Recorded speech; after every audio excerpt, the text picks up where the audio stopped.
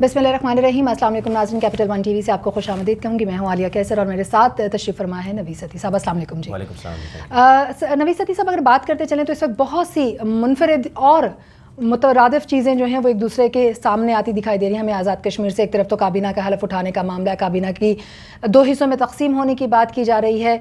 इस वक्त बहुत ज़्यादा जो मामला उठाया जा रहा है वो बाग में जो तालिबा की हरासगी का मामला है, जिसमें फ़ाइनली जो अब्दुल कदीर साहब हैं जिनको अरेस्ट कर लिया गया है और एतराफ़ भी सामने आ गया है, इस पर भी थोड़ी सी हम आपसे बातचीत करेंगे। लेकिन असल मामला जो काबीना का है, सदर का है, गठजोड़ वहाँ पे जो चल रहा है, जोड़ तोड़ की सियासत इस वक्त अरूज पर दिखाई देती है। इसी तरीके से कुछ वज़रा पर कहा जा रहा है कि वो सरकारी रिहाइशगाहें छोड़ने के लिए तैयार नहीं है। सदर और वज़ीर आज़म जो हैं वो जाते हुए अपने साथ गाड़ियाँ भी लेकर जाएंगे और फिर इसी के साथ साथ ब्यूरोक्रेसी के किरदार पर भी बड़ी बातचीत की जा रही है। आगाह कीजिएगा, ये सारी अफवाहें हैं या वाकई ऐसा कुछ हो रहा है? देखें, आज़ाद जम्मू कश्मीर में वो इसलिए देखा जाता है कि सेक्रेटरी कौन आएगा, स्पेशल सेक्रेटरी जैसे दोनों चेंज हुए हैं। फिर ये देखा जाता है कि जनाब डीसीज़ 10 डिस्ट्रिक्ट्स हैं, आप अंदाज़ा कीजिए 10 डीसीज़ पूरी जो है ना रियासत को कंट्रोल करते हैं आसानी से। ठीक। और एक सेक्रेटरी जो वज़ीर आज़म के साथ होता है, तो ये ओवरऑल यानी आप समझें कि एक चीफ सेक्रेटरी जो इस्लामाबाद में बैठा होता है और बाकी जो है ना वो उधर बैठ के जो है ना वो मामला देख रहे होते हैं। तो राजा फ़ारूक हैदर साहब जो साबिक़ वज़ीर आज़म थे, उन पर मुबैना तौर पर इल्ज़ाम, बल्कि आप कहते हैं इल्ज़ाम क्या, वो सामने भी आ गया था कि उन्होंने अपने राजा बरादरी से कुछ चुन चुन कर जो है ना वो कहा जा रहा था 10 में से 9 डिस्ट्रिक्ट में उन्होंने राजे लगाए हुए थे। तो उन पर बड़ी शदीद तनकीद भी हो रही थी कि जनाब ये उन्होंने एक ऐसा रंग दे दिया है अब कि आने वाला कोई भी होगा वो ये काम करेगा।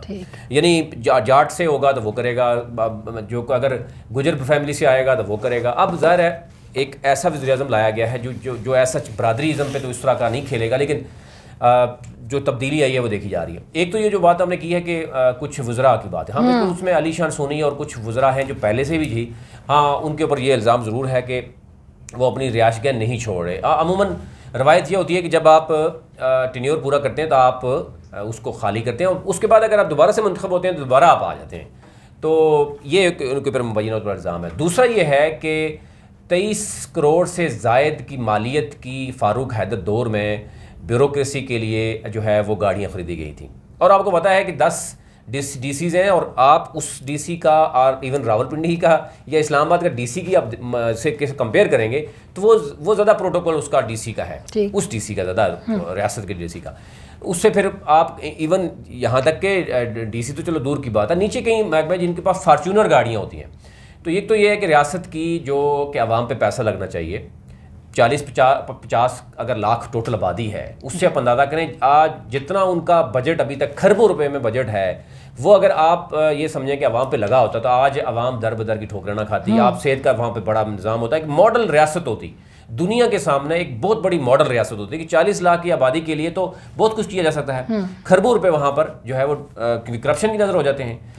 अब ज़ाहिर है ये सवाल उठ रहे हैं और ये कहा जा रहा है कि एहतसाब, तहरीक इंसाफ एहतसाब करेगी, कभी कहते हैं FIA का दायरा आगे जाएगा, एक कहता है नहीं जाएगा, मतलब एक कहता है जी हमारा अपना निज़ाम है जो है ना। लेकिन फ़ारूक हैदर साहब ने 3-4 नारे लगाए थे लेकिन वो नाकाम रहे मुकम्मल तौर पर। एक तो उन्होंने साहब की बात की, फिर उन्होंने बल्दियाती इलेक्शन की बात की, फिर उन्होंने पता नहीं क्या कुछ 4-5 एरियाज़ उन्होंने वो कहे थे जो हम खुद वहाँ उस वक्त सुनते थे, जो 2016 से पहले के वो उनके पीपल्स पार्टी का तो वो पता नहीं क्या कुछ कहते थे। लेकिन उसके बाद आज वो नहीं है, लेकिन कोई एक काम भी नहीं है। आप अंदाज़ा कीजिए वहाँ बल्दियाती इलेक्शन कोई नहीं हुए, वहाँ पे एहतसाब का निज़ाम ही ख़त्म कर दिया। जजेस के मामला ये था कि वहाँ पर भी इनके अपने जो राजा महाराजों की आपस में लड़ाई चल रही थी। डीसी साहिबान के बारे में भी ये था कि वो अपने अपने लोग चुन के लगाते थे। तो ये यानी पूरा निज़ाम जो हुकूमत है वो दरम बरम करके रख दिया था। आखिरी जो 2 साल हैं वो बहुत बुरे जो वहाँ पर देखने में नजर आए। अब जो है वो क्योंकि ब्यूरोक्रेसी पे 23 करोड़ की गाड़ियाँ ली गई थी और अभी जो बताया जा रहा है कि 40-45 लाख की गाड़ी जो है ना वो सदर जब जाएंगे वो भी साथ ले जाएंगे, वज़ीर आज़म जो है ना फ़ारूक हैदर भी साथ ले गए। अब ज़रा ये हमारी टीम उस पर देख भी रही है कि और मज़ीद क्या क्या चीज़ें लेके जाते हैं, क्या प्रोटोकॉल होता है इनका, रिटायरमेंट के बाद क्या सूरत हाल होती है सदर के लिए और वो के लिए। लेकिन ये सारा बोझ जो है ना वो आज़ाद जम्मू कश्मीर की आवाम का है। वोट वो देते हैं, ये आते हैं 5 साल तो उनसे मिलते नहीं हैं, उनके मसाइल हल नहीं होते और उसके बाद तहरीक आज़ादी का कैंप है ये इस तरीके आज़ादी के कैंप के नाम पर जनाब सिर्फ हम देखते हैं आयाशी होती है और वो चले जाते हैं, इसलिए जो है ना आवाज़ इन पे ज़्यादा उठ रही है। जी ठीक है। और ये भी ज़रा हम बात कर लें, काबीना के हवाले से हम बात कर रहे थे, ज़ाहिर है इसने हलफ उठाना है, फिर सदर का इंतखाब होने जा रहा है। मुख्तसरन मैं चाहूँगी इसके ऊपर भी रोशनी डालिएगा कि फाइनली क्या इसके ऊपर भी आपको लगता है कि एक सेंसिबल फैसला हमें सामने आएगा, या अभी भी इसके ऊपर भी जो चीज़ें हैं वो शशो पंच का और शको शुबे का जो है वो शिकार दिखाई देती है? देखें, अभी तक जो सेक्रेटरी तब्दील हुए हैं आज़ाद जम्मू कश्मीर के वज़ीर-ए-आज़म के ज़फ़र ख़ान, और फिर उसके बाद मसूद रहमान स्पेशल सेक्रेटरी हैं जो कि पूंछ डिवीज़न के ही वो डीसी रहे हैं।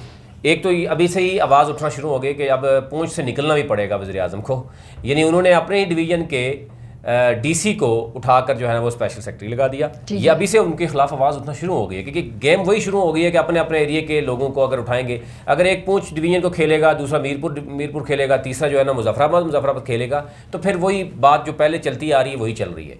लेकिन एक ख़तरनाक खेल जो है वो शुरू भी हो जाएगा। बहुत से लोग, आवाम ये समझती है कि रियासती जितनी भी वो थी पार्टीज़ थी वो कमज़ोर कर दिया गया है उनको, यानी JKPP देख लें, मुस्लिम कॉन्फ्रेंस देख लें, और अब तहरीक इंसाफ ने जो कुछ किया वहाँ पर, यानी जिस तरीके से एक वज़ीर-ए-आज़म को ला के खड़ा कर दिया, ये तमाम जो सीनियर सियासतदान हैं वो सोचने में मजबूर हो गए कि अगर ये सारे मिल के एक अपनी ही वहाँ पर रियासती पार्टी जैसे मुस्लिम कॉन्फ्रेंस थी या कोई और पार्टी मिलके बना लेते हैं, तो डेफिनेटली फिर वफाक से जाने वाली पार्टी का फिर उस तरह का रोल नहीं होगा। लेकिन ज़ाहिर है वो डिवाइड एंड रूल किया जाता है, अपने इवन पार्टीज़ के अंदर भी कोशिश की जाती है कि जितने ज़्यादा फैक्शंस होंगे उनको पार्टी को फ़ायदा होगा। तो ये तो चीज़ नज़र आती है कि ये अब नज़र आएगी कि कब तक ये चलेगी। लेकिन अब देखना ये होगा कि क्या चीफ सेक्रेटरी, क्योंकि चीफ सेक्रेटरी जो है वो सारा मैक्सिमम चीज़ें हैंडल करते हैं, और वफाकी वज़ीर जो है अली मीर गंडापुर पर बड़े संगीन किस्म के इल्ज़ामात हैं।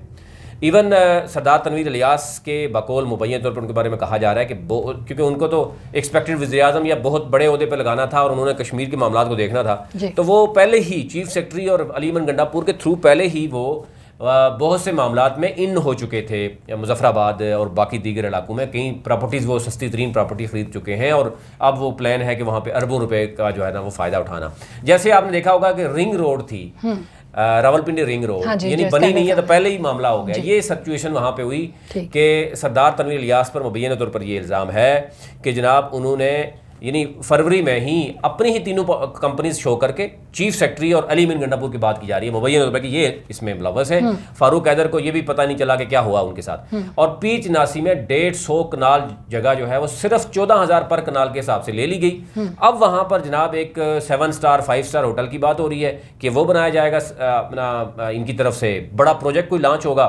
यानी जैसे मुनाल को आपने देखा होगा कि मुनाल में CDA ने लीज पे जगह ली थी, यही सूरत वहाँ पर है, और वहाँ पर अरबों रुपए की जनाब वहाँ इनकम बताई जा रही है कि जो इन्होंने आपस में जो है वो कुछ डिवाइड की है। ये अब ज़रा तहकीकात होंगी तो अंदाजा होगा। क्योंकि ये ज़रा एक बहुत बड़ा इंकिशाफ है आपकी तरफ से, और जाहिर है कि एक बहुत बड़ी खबर भी है कि जो होता है ना वो रुकता नहीं है, ये ध्यान रखना। और ऐसे नहीं कहा गया कि बिजनेसमैन को और आर्मी यानी कि बंदे को सियासत नहीं करनी चाहिए, ये बड़ी क्लियर है। हमारे यहाँ कभी आर्मी घुस जाती है, कभी जो है ना बिजनेसमैन घुस जाते हैं। आप नवाज शरीफ को देख लें, जरदारी को देख लें, या फिर ये अभी अगर तो आप पीरचनासी वाला जो अगर आप पीरचनासी वाले मैटर को देखते हैं तो सियाहत का शोबा अगर सरदार तनवीर साहब के हवाले कर दिया जाता है तो ये तो फिर एक खुल्लम खुला साजिश दिखाई देती है कि पहले से प्लानिंग करके आज़ाद कश्मीर की जो सियाहती मकामात हैं उन पर भी कब्जा किया जा रहा है, और वो जो हक है आम लोगों का, मुकामी लोगों का, या फिर जो दीगर वहाँ पर काम करने वाले अफराद हैं, ये तो उनसे ले लिया जाएगा। देखिए उन्होंने पैसा तो वैसे तो नहीं लगाया ना,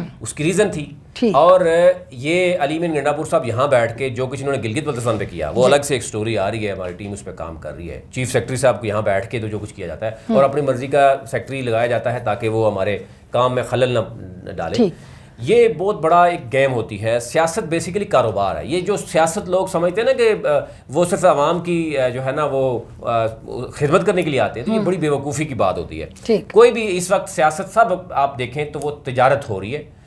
सरदार तनवीर इलियास साहब अगर उन्होंने 150 कनाल 14,000 यानी रुपए पर कनाल ली है, और उसमें अगर ये प्लान है कि वहाँ एक मेगा यानी 7 स्टार होटल बनाया जाएगा और साथ जितनी भी प्रॉपर्टी है वो करोड़ों अरबों रुपए की हो जाएगी, और उसी से आप मुझे बताएं कि एक कनाल का ही प्लाट जितनी की उन्होंने 150 कनाल लिया और उतने का उसको पैसा पूरा हो गया। ठीक है। फिर वो सियाहत भी लेना चाहते हैं। IT के हवाले से भी कहा जा रहा है कि जनाब उन्होंने कुछ कंपनीज को बाकायदे तौर पर कहा गया है कि आप आएंगे हम आपको 4G देंगे, उनसे भी पहले कुछ लंबी शंबी डील कुछ चल रही है। और सेंटरस के हवाले से भी कुछ चीज़ें सामने आ रही हैं कि सीडीए के साथ क्या क्या मामला थे, अंदर जो एसओपीज़ हैं या जो एलओपी है वो कैसे अंदर जो है वो हो रही है, उसकी जो है वो खिलाफवर्जी होगी। साथ उनके पास एक प्लाट है जिसमें बहुत पहले उन्होंने एक होटल बनाना था, वो अभी तक नहीं बना, उस पर उनके पर फाइन है। और सीडीए के एक आला अफसर है, मैं आपको ये भी बता दूँ, हमारे जो ज़राए बता रहे हैं, उसने फाइल भी दबा के रखी हुई है। यानी सुप्रीम कोर्ट में केस मौजूद था, उसने काफ़ी चीज़ें दबा के रखी। अब तो क्या आने वाले प्रोग्राम में आप ये आला अफसरान और बाकी की मामला जो है वो हमारे सामने लेकर आएंगे? बिल्कुल, वो काफ़ी हद तक चीज़ें जो है ना वो हमारी टीम तक आ चुकी हैं और वो बिल्कुल जो है ना वो सामने आएंगी। बहुत शुक्रिया नवीद सती साहब, आप हमारे साथ मौजूद रहे और अब तक की जो सूरत हाल है उसके ऊपर आपने तफसीलन बात की। नाज़रीन, हम चाहते थे कि आपको आगाह कर सके। एक तरफ तो ये जो इक़्तिदार की जंग अभी तक कश्मीर में जारी है, जहाँ काबीना ने ओथ टेकिंग की समनी में शामिल होने से लेकर सदर के इंतखाब तक अभी तक बहुत से शकूक व शुबहात हैं और फिर गठजोड़ की एक सियासत अरूज पर हमें दिखाई देती है। दूसरी तरफ वज़ीर आज़म और फिर सरदार तनवीर अलियास के हलके में बाग तालिबा के साथ जो होने वाला ज़्यादती या जिनसी दरिंदगी का मामला है, जिसमें एफआईआर होने के बावजूद भी चूँकि बाअसर था मुजरिम, क्योंकि अब तो वो एतराफ़ कर चुका है और कोर्ट में पेश किया जाएगा, उसको बाकायदा उसको अब अरेस्ट किया गया है और तालिबा की तरफ से कई इंकशाफात किए गए हैं। एक मुकम्मल प्रोग्राम इन डिटेल हम आप तक लेकर आएंगे, लेकिन फाइनली अब देखना यह है कि तहरीक इंसाफ कितना इंसाफ वहाँ पर इस तालिबा, इस स्टूडेंट को दे पाएगी। अब तक के लिए इतना ही। अगले प्रोग्राम तक के लिए इजाज़त दीजिए। मज़ीद अपडेट्स के लिए हमारे चैनल को सब्सक्राइब कीजिए, बेल आइकन को प्रेस कीजिए। अल्लाह निगहबान।